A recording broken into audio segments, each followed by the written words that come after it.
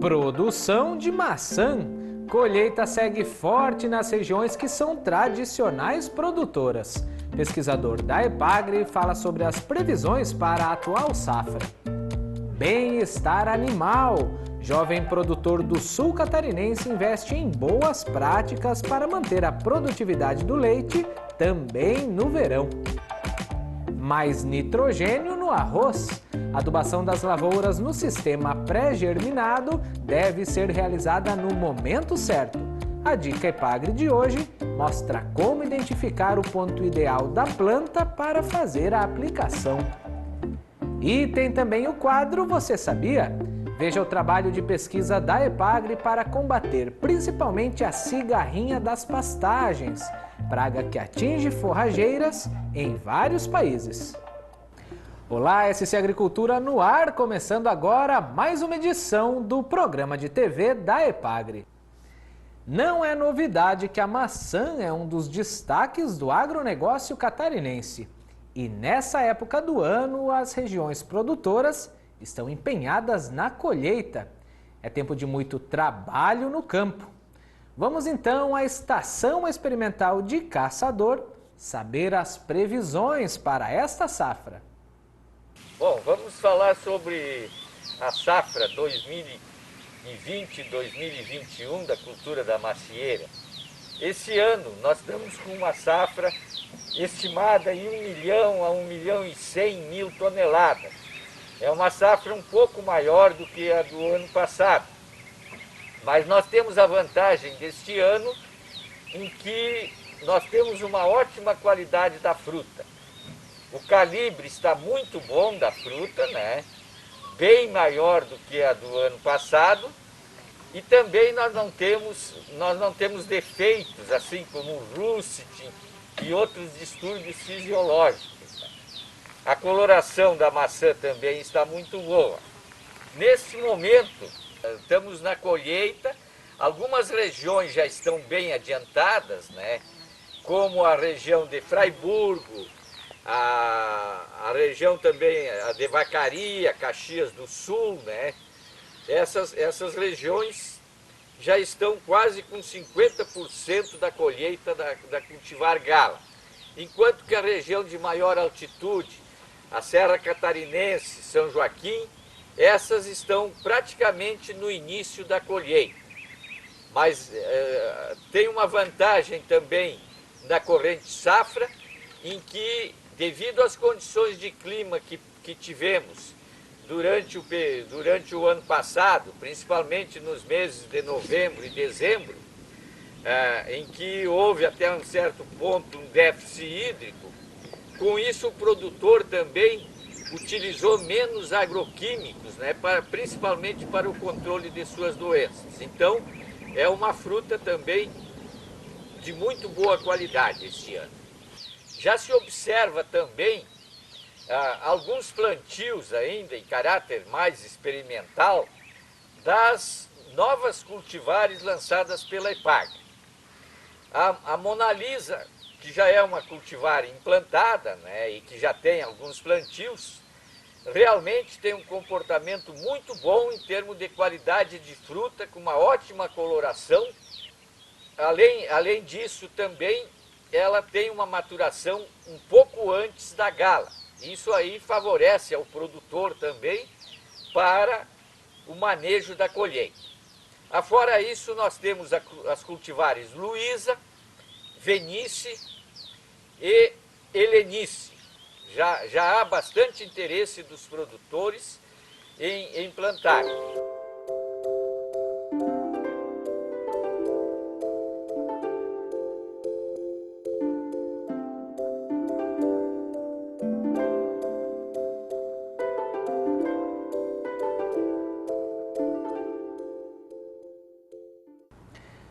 Hora do quadro Você Sabia? Vamos mostrar hoje a Casa de Vegetação da EPAGRE de Chapecó. Lá os pesquisadores atuam na área de entomologia, a ciência que estuda os insetos. O foco do trabalho é o combate à cigarrinha das pastagens. Você sabia que pragas em pastagens têm sido alvo das nossas pesquisas conduzidas aqui no CEPAF em Chapecó? É sobre isso que nós vamos conversar um pouco mais agora.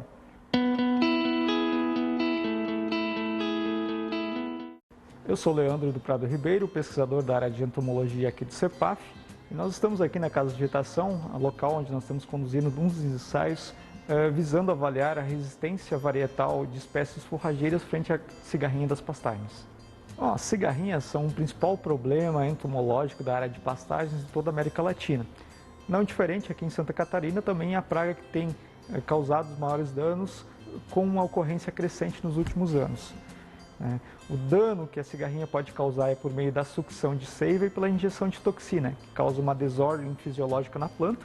Isso conduz em redução no crescimento, redução na produtividade, na palatabilidade e na qualidade nutricional dos pastos. Aqui no nosso experimento, a gente está avaliando a resistência varietal de diferentes espécies de forrageiras. Nós temos uma espécie missioneira gigante, que é uma espécie nativizada aqui em nossas condições, em comparação com as espécies exóticas introduzidas. Esse é um projeto financiado pelo CNPq e os resultados preliminares já têm mostrado que existe uma diferença muito grande em termos de resistência dessas espécies de forrageiras cultivadas em Santa Catarina. A implicação primeira desses resultados são na escolha dos nossos materiais a serem propagados em novas áreas de pastagens. Além disso, uma resistência ela pode ser atuar conjuntamente com outros métodos de controle, tais como o controle químico e o controle biológico, fazendo que tenha uma maior sustentabilidade dentro de um programa integrado de manejo de cigarrinha das pastagens. Outra frente de trabalho que nós temos atuado é a questão da prospecção de fungos entomopatogênicos visando o controle das cigarrinhas. De uma maneira muito simples, todos os animais, assim como nós, temos as suas doenças que atacam as populações. E as cigarrinhas não são diferentes. Então nós visitamos diferentes locais em todo o estado de Santa Catarina, com maior concentração aonde ocorre as forrageiras hospedeiras. Coletamos tanto cigarrinha quanto fungos e fizemos um processo de avaliação de espécies isoladas, visando avaliar a sua maior efetividade, isolados mais infectivos, mais virulentos, que possa se transformar em um futuro muito próximo em um produto biológico para ser liberado no mercado catarinense, que o agricultor possa utilizar ele no manejo biológico, o manejo microbiano dessas espécies praga. Bom, isso é um pouco do trabalho que nós desenvolvemos na área de pesquisa em entomologia aqui no CEPAF de Chapecó.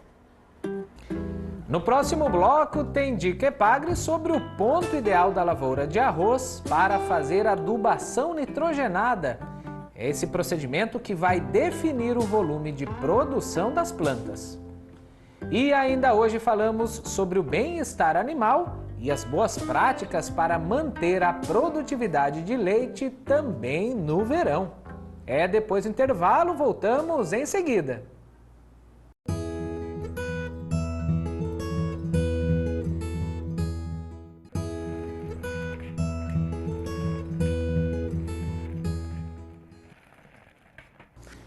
Na risicultura, muitas vezes a deficiência de nitrogênio é o que limita a produtividade do arroz irrigado. Como medida preventiva, a recomendação da adubação nitrogenada pode resolver o problema. Mas existe um momento certo de fazer isso. É o ponto ideal da lavoura, onde a planta vai absorver o máximo desses nutrientes. É isso que a Dica Epagre de hoje vai mostrar direto da Estação Experimental de Itajaí.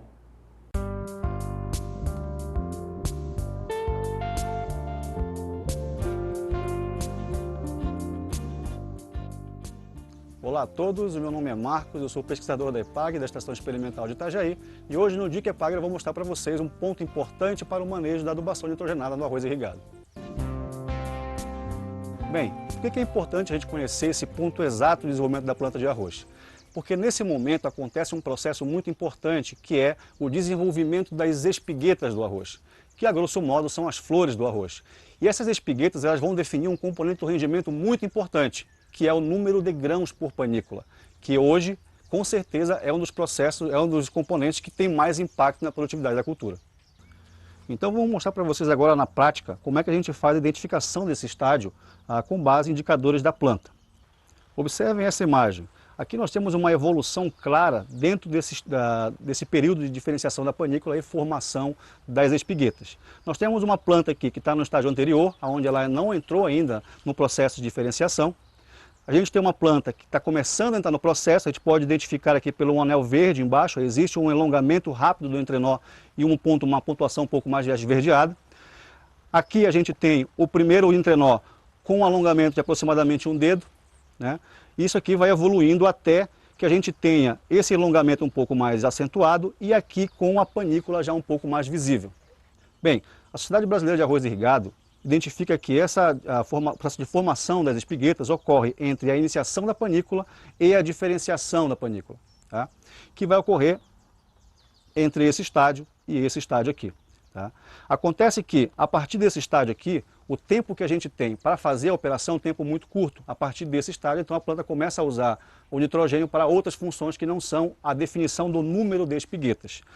Então, a recomendação da EPAGRE, ela é feita para que o produtor tenha um pouco mais de tempo para fazer suas operações de manejo, de forma que ele faça a operação dentro do tempo ideal para que a planta desenvolva as panículas e, por consequência, defina o número de grãos por panícula no final da cultura. E desses exemplos aqui, o que é mais importante para a gente? É esse estágio aqui, que é o estágio próximo da iniciação da panícula. Por que para nós esse estágio é importante? Porque daqui para frente o produtor vai ter cerca de 5 a 7 dias para fazer o manejo da adubação nitrogenada, o que não ocorreria se a identificação do estágio fosse essa. Aqui o intervalo para fazer o manejo ele é muito curto. A gente, conhecendo as condições de operação da lavoura, a gente sabe que nós precisamos de um intervalo importante e considerável para conseguir fazer as operações de manejo. Hoje nós temos um exemplo onde tem um dia chuvoso, em que a gente não conseguiria fazer o manejo no ponto ideal se a identificação do estágio fosse essa. Como nós vamos identificar esse estágio aqui? Muito simples. O indicador é o primeiro entrenó, tá? E ele vai ter que estar elongado cerca de um dedo, né, próximo à espessura de um dedo. Então, observou a planta, você fez a coleta da planta na lavoura, faz o corte e observa esse indicador aqui. O primeiro entrenó estiver um pouco mais alongado, próximo de um dedo, esse então é o ponto onde o produtor pode já iniciar as operações para fazer a aplicação do nitrogênio. Bem, como fazer a amostragem para essa identificação do estágio? A gente vai na lavoura, aleatoriamente, coletar 10 plantas, 10 famílias de plantas. Vai trazer essas plantas para fora e vai fazer um corte longitudinal na planta-mãe. Primeira coisa é identificar a planta-mãe. A planta-mãe sempre é aquela planta mais velha, maior, que fica no centro da família. É importante lembrar que essa indicação ela é adaptada ao sistema pré-germinado. Para o sistema de semeadura em linha, a coleta da planta são plantas aleatórias, não havendo necessidade de identificar plantas-mães. Então nós removemos os perfilhos, removemos a raiz da planta-mãe,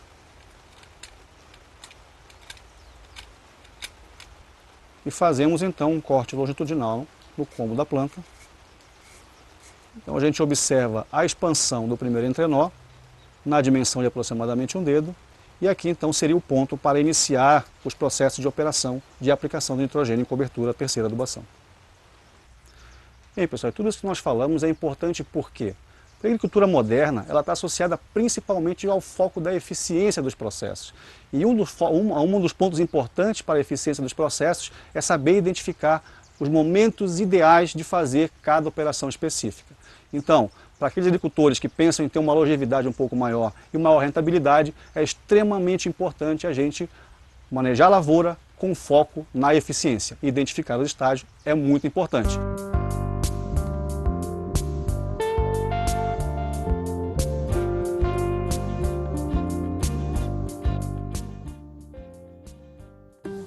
A seguir, bem-estar animal, conforto para o rebanho, sombra e água fresca para o gado. Vamos mostrar a importância dessas recomendações para assegurar a produtividade de leite nos dias quentes do verão. Os detalhes em instantes aqui no SC Agricultura.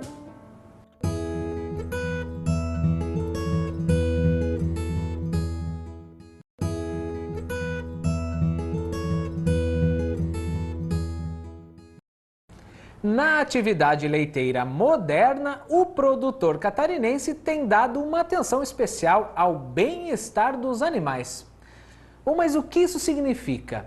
É a adoção de boas práticas que visam garantir um ambiente saudável e confortável para as vacas. E olha, quem está de olho na qualidade de vida do rebanho é um jovem produtor do sul catarinense. Vamos até lá conferir esses cuidados que fazem a diferença.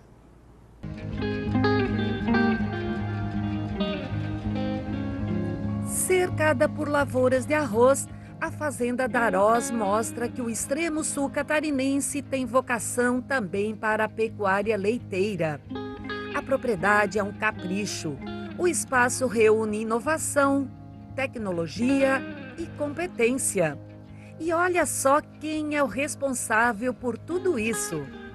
Eu tenho o maior orgulho de ser produtor de leite e não troco minha vida por nada nesse mundo.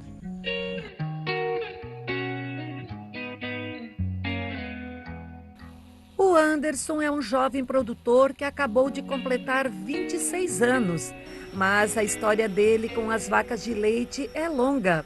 Começou quando ainda era menino. Tudo começou em 2010, quando eu tinha 1 hectare de pastagem e 10 animais sem raça definida.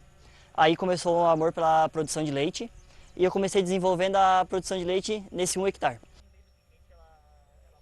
Em 2014 eu tive um convite da Elaine, da Epagri, para fazer um curso no CETRAR, lá em Araranguá, onde a gente aprendeu sobre piqueteamento, água no piquete, sombreamento, a base para começar na produção de leite. Eu fui me interessando pelo curso cada vez mais e tudo que eu aprendia lá eu colocava em prática aqui na propriedade. Daí nisso a gente foi desenvolvendo a propriedade. Aqui nessa parte toda aqui era arroz. Daí eu de tanto pedi para o pai, dá um pedaço de terra para aumentar as vacas. Daí até que ele cedeu. E hoje a gente tem a área total aqui de 8 hectares de pastagem, 91 piquetes, todos têm água. E a metade já tem sombra. Hoje o plantel é formado por 25 vacas em lactação, 15 novilhas e 5 terneiras. Além da sombra nos piquetes, as vacas sempre têm pasto de qualidade. Hoje na propriedade a gente trabalha com o Tifto 85, Ermátria e Angolinha. E no inverno a gente trabalha com azevém e aveia, sobre semeadura. O investimento em pastagens vale a pena e é comprovado lá na ordenha. São mais de 400 litros de leite por dia. Quando eu comecei há 10 anos atrás, a minha média dos meus animais era de 8 litros de leite por animais por dia. Hoje a minha média é 20 litros de leite por animal por dia e ainda eu quero chegar à média de 25 por animal. Esse modelo de produção de leite à base de pasto adotado pelo Anderson é o recomendado pela Epagri. A pesquisa e a assistência técnica levadas aos produtores em todo o estado possibilitaram um salto em produtividade e qualidade do leite. Então esse é o sistema preconizado pela Epagri, é um sistema de produção à base de pasto, o que não significa que a gente não suplemente os animais, sim, a gente faz suplementação animal no coxo, né? Mas sempre uma suplementação baseada naquilo que os animais respondem a pasto e complementando aquilo que falta para a produção que eles têm. Ou seja, não é um sistema unicamente a pasto como muitas pessoas confundem. Então a gente consegue ter médias de produção muito boas, como no caso aqui da propriedade do Anderson, a gente consegue ter produções médias em torno de 20 litros por animal durante a lactação, o que é uma média que às vezes muitos sistemas confinados ou semi-confinados não conseguem ter de produção. Ou seja, uma produção à base de pasto não quer dizer que seja uma produção baixa produção, né? É sim uma produção média, inclusive comparado com outros sistemas que a gente tem um pouco mais intensivos, digamos assim. Produzir com mais eficiência e levar ao consumidor leite de qualidade. Este é o foco do Anderson. No dia a dia, ele está sempre atento às necessidades dos animais e se preocupa com o bem-estar das suas vacas leiteiras. Isso traz impactos econômicos positivos na produção de leite. Num dia como hoje, quente e úmido, sensação térmica em torno de 35 graus, os animais sofrem muito. As vacas param de comer e a produção de leite diminui. Mas isso não acontece aqui na propriedade do Anderson. Elas têm sombra, água fresca, ventilador e ficam assim, tomando banho. A temperatura mais amena garante conforto e bem-estar animal. Os animais, quando eles têm uma qualidade de ambiente, a tendência é que eles tenham uma mantença de produção ou mesmo até um aumento de produção. Então, o que está se procurando aqui nessa propriedade do Anderson é fazer com que os animais tenham um conforto térmico para eles manterem a alimentação deles durante principalmente o verão, que é a fase mais crítica que a gente tem, e automaticamente manter a produção que existe na propriedade, porque estudos já comprovam que temperaturas acima de 27 graus, os animais têm a tendência de diminuir a produtividade. Então, o que a gente está tentando aqui é minimizar os impactos do calor e fazer com que os animais mantenham ou até aumente a produção. Esse sistema faz uns 3 anos que eu montei, porque a gente via que tinha uma necessidade dos animais. Eles não suportavam ficar no meio da pastagem com esse calor. Com isso, abaixava muito a produção e a gente tinha problema de reprodução também dos animais. Então, eu quis fazer esse teste e deu certo. Deu muito certo. Os animais hoje conseguem manter uma produção igual, padrão, o ano todo, com essa diferença que é o ventilador de aspersor. E onde é que você viu isso tudo aqui? De onde que você tirou a ideia? Eu vi um vídeo na internet, daí achei legal. Daí eu já tinha cano em casa, já tinha os aspersor em casa e eu criei, eu montei e deu certo.